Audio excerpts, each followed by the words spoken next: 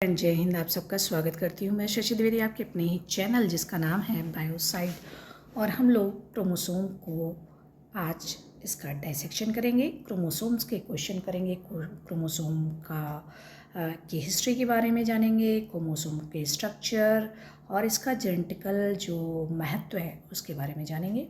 और ये वीडियो हिंदी में है तो और बहुत इम्पॉर्टेंट पॉइंट है क्योंकि क्रोमोसोम से बहुत से क्वेश्चन पीजीटी और टीजीटी में आते हैं और नीट में भी आते हैं।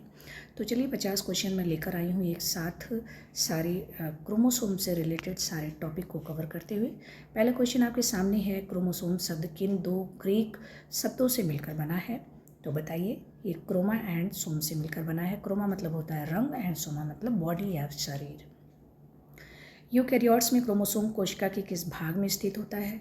किस भाग में होता है क्रोमोसोम? जाहिर सी बात है न्यूक्लियस में होता है, केंद्र के अंदर। क्रोमोसोम मुख्य रूप से किन दो रासायनिक घटकों से मिलकर बना होता है? किन दो चीज़ों से मिलकर बना होता है? वो है डीएनए और हिस्टोन प्रोटीन। आनुवांशिकता की संरचनात्मक और कार्यात्मक इकाई किसे माना जाता है? क्रोमोसोम को माना जाता है। क्रोमोसोम शब्द सबसे पहले 1888 में किसके द्वारा दिया गया था? तो वो हैं वाल्डेयर ने। वाल्डेयर द्वारा क्रोमोसोम शब्द दिए गए थे। कोशिका चक्र की किस अवस्था में क्रोमोसोम सबसे स्पष्ट रूप से दिखाई देता है? तो मेटाफेज में। सबसे पहली बात तो मेटाफेज में ये कोशिका के बीचों बीच में आ जाता है और दूसरी बात ये उस समय थोड़ा डेंस मोटा हो जाता है और अच्छे से दिखाई देता है मेटाफेज। मनुष्य की एक द्विगुणित डिप्लॉयड कोशिका में कुल कितने क्रोमोसोम होते हैं? तो वो होते हैं 46, मतलब जोड़े 23 जोड़े होते हैं। मनुष्य में कायिक लक्षणों को नियंत्रित करने वाले 22 जोड़े क्रोमोसोम को क्या कहते हैं? देखिए मनुष्य में क्या होता है, 23 जोड़े होते हैं। 22 जोड़े जो होते हैं, जो 22 पेयर होता है वो कायिक लक्षणों के लिए होता है। सोमैटिक जो लक्षण होते हैं उसके लिए, फिजिकल अपीयरेंस के लिए होता है। लेकिन एक जोड़ा जो 23वां होता है वो सेक्सुअल के लिए होता है, उसके लक्षण के लिए होता है। तो उसको क्या कहा जाता है? इसको कहा जाता है ऑटोसोम। ऑटोसोम 22 जोड़े जो होते हैं वो ऑटोसोम होते हैं।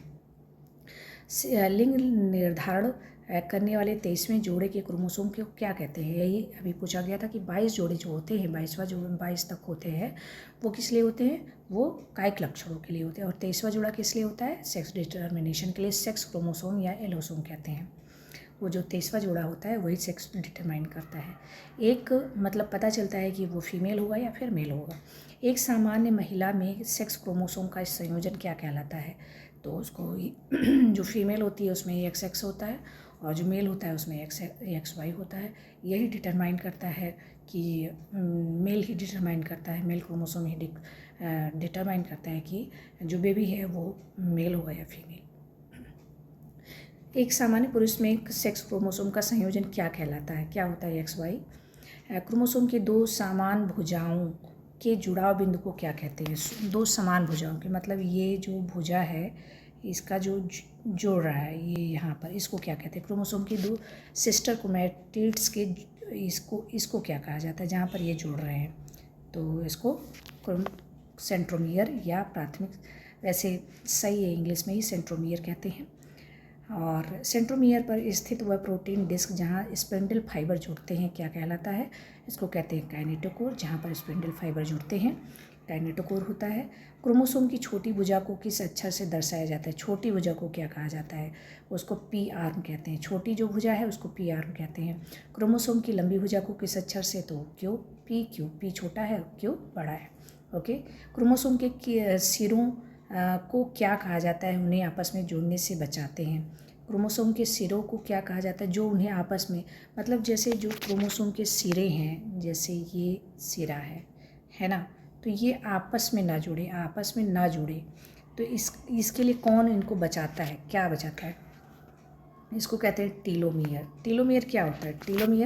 टीलो का मतलब होता है दूर, जो दूर वाली भुजा है जो टीलोमियर है इसको कहते हैं। जैसे हम ये है टीलोमियर, जो दूर की भुजा है, दूरी पर है, इसको कहते हैं टीलोमियर। मानव टीलोमियर में बार बार दोहराया जाने वाला डीएनए अनुक्रम सीक्वेंस क्या होता है? DNA sequence TTA Tata GG अनुक्रम, ऐसे याद कर सकते हैं, टाटा GG। क्रोमोसोम का वह क्षेत्र जो न्यूक्लियोलस के निर्माण में सहायक होता है क्या कहलाता है?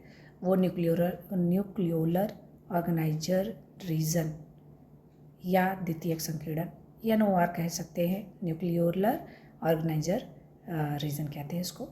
यदि सेंट्रोमियर क्रोमोसोम के बिल्कुल मध्य में स्थित हो तो वह किस प्रकार का क्रोमोसोम है?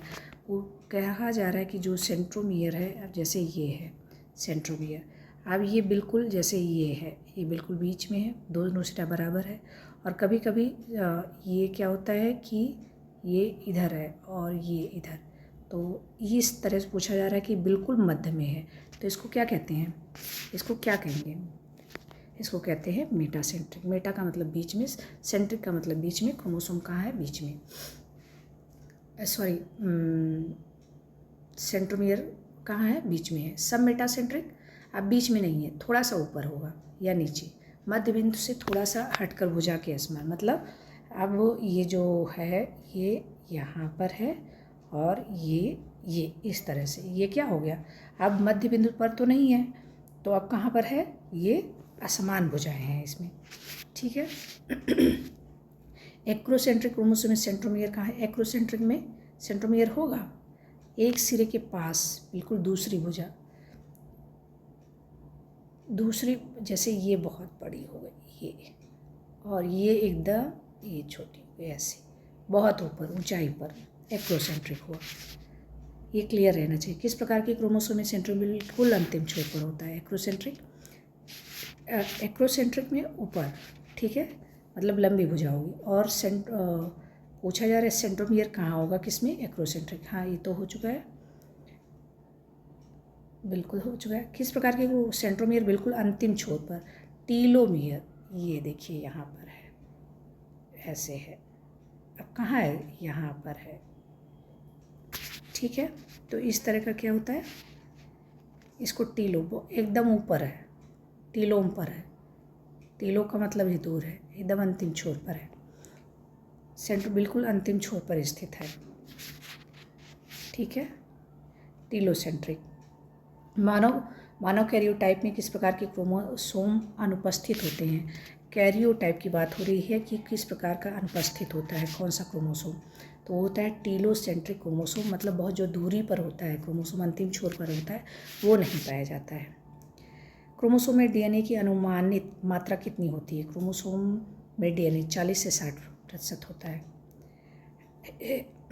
हिस्टोन ऑक्टोमर किन हिस्टोन प्रोटीन के मेल से बनता है? हिस्टोन ऑक्टोमर, ये बहुत इंपॉर्टेंट है, ये हमेशा पूछा जाता है, ये सीक्वेंस पूछ लिया जाता है। H2A, H2B, H3, H4।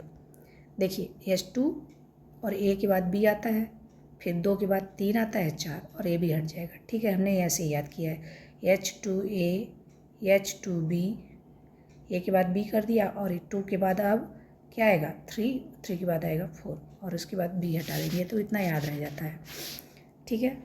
Chromatin का वह भाग जो हल्का रंजित होता है और सक्रिय रूप से ट्रांसक्रिप्शन करता है? यूक्रोमेटिन, बिल्कुल, यू मतलब गुड। गहरा रंजित और आनुवांशिक रूप से निष्क्रिय क्रोमेटिन भाग क्या कहलाता है? तो हेट्रोक्रोमेटिन। हेट्रोक्रोमेटिन क्या है? गहरा रंजित है, हल्का रंजित और सक्रिय रूप से ट्रांसक्रिप्शन करता है। कौन?